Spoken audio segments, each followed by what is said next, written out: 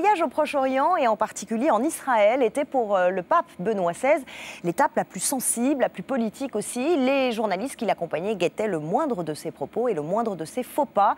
Laetitia Krupa était sur place. Aéroport Ben Gourion de Tel Aviv, lundi, 11h.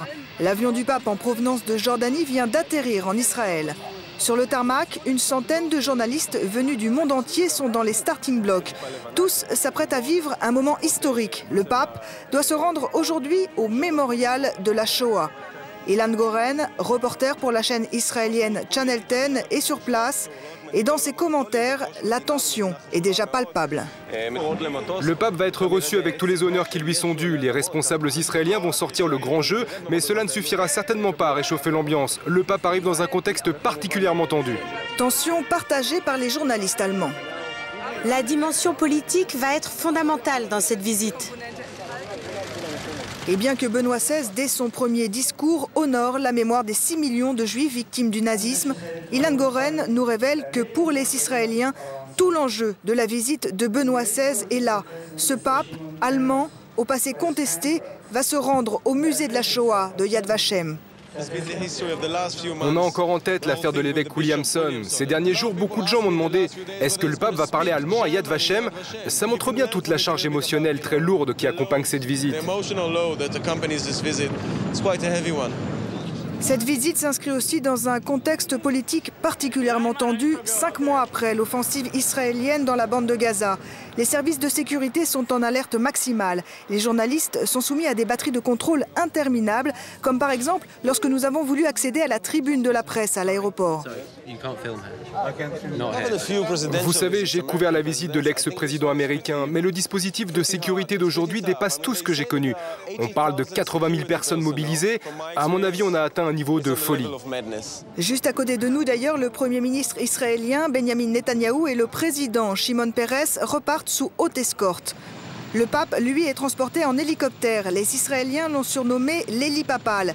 La prochaine étape de son voyage, c'est Jérusalem. Pendant 1 heure, tout l'espace aérien sera paralysé. La ville de Jérusalem, elle aussi, sera verrouillée. Alors pour être sûr de pouvoir passer, nous tentons de monter dans le bus des journalistes accrédités par le Vatican. Non, non, je ne prends que les journalistes officiels. Vous n'avez pas les bonnes accréditations. Par ici, s'il vous plaît. Finalement, Ilan nous propose de nous conduire à Jérusalem. Sur la route, il nous explique pourquoi les médias israéliens ont une couverture ambivalente de cette visite. Vous voyez dans la presse ce matin, on voit des belles photos du pape, mais les titres sont accusateurs. J'en ai lu un qui disait « Une visite dans l'ombre de l'histoire ». Pour moi, c'est pareil. Vous me voyez commenter la cérémonie d'arrivée, décrire l'ambiance incroyable, mais en même temps, je suis en train de me dire que ce pape a donné son accord pour le processus de béatification de Pie XII. Pie XII, pape pendant la Deuxième Guerre mondiale. Mais pour Ilan, le point d'orgue de la journée, ce sera la visite du mémorial de la Shoah. Yad Vashem, tout à l'heure, la charge émotionnelle va être très forte, c'est sûr. En début d'après-midi, le pape est reçu par Shimon Peres, une rencontre ouverte uniquement à la télé publique israélienne. De notre côté, nous avons rendez-vous avec Charles Anderlin, le correspondant de France 2 en Israël. Est-ce que tout va bien? Est-ce que vous m'entendez? Est-ce que vous voyez ce que... Charles Anderlin est en poste à Jérusalem depuis 1981. Dans son duplex de 13 heures, il va lui aussi revenir sur le passé du pape. Qu'est-ce qui est vraiment prévu dans le programme? Eh bien, effectivement, la visite de ce pape allemand qui a servi dans les jeunesses hitlériennes au mémorial de la Shoah à Jérusalem est un grand moment d'histoire. Le fait qu'il soit allemand, c'est un élément fort. Pour beaucoup d'Israéliens, absolument. C'est la raison pour laquelle, dans mon direct, j'ai rappelé que Benoît XVI a été dans les Hitlerjugend. Effectivement, toute la presse israélienne ne parle que de cela, de la jeunesse de Benoît XVI. Comme ici dans le journal le plus populaire, Maariv, qui publie même une photo du pape portant l'uniforme des jeunesses hitlériennes. 16 h, nous arrivons au mémorial de la Shoah. Et au premier checkpoint, nous retrouvons Ilan Goren, le reporter de Channel 10. Devant la salle des mémoires, les journalistes se préparent pour leur direct. Tous se demandent comment Benoît XVI va aborder ce moment clé. Interviewé par la BBC, Israël Lao, l'ancien grand rabbin d'Israël, rescapé du camp de Buchenwald, dévoile ses attentes. Nous espérons qu'il demande pardon, ou au moins qu'il exprime sa tristesse pour la tragédie subie par le peuple juif. 17h30, le pape arrive, Ilan Goren prend l'antenne.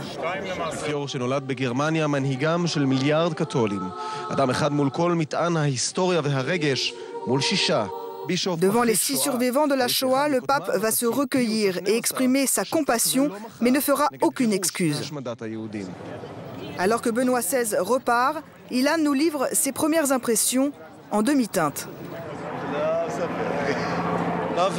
Amour, haine, c'est l'histoire du pape avec Israël. C'est l'histoire d'Israël avec tout le monde. Le soir, sur Channel 10, le chroniqueur politique du 20h est plus radical. שלום לכם, ערב טוב. קבלת פנים קרירה וחשדנית לאפיפיור בנדיקטוס ה-16 בישראל. על ביקורו של מנהיג העולם הנוצרי החל בעיקר בסימן השואה והרקע הגרמני של האפיפיור. Les titres de la presse le lendemain seront eux cinglants. Le pape n'a pas parlé des crimes commis par les nazis.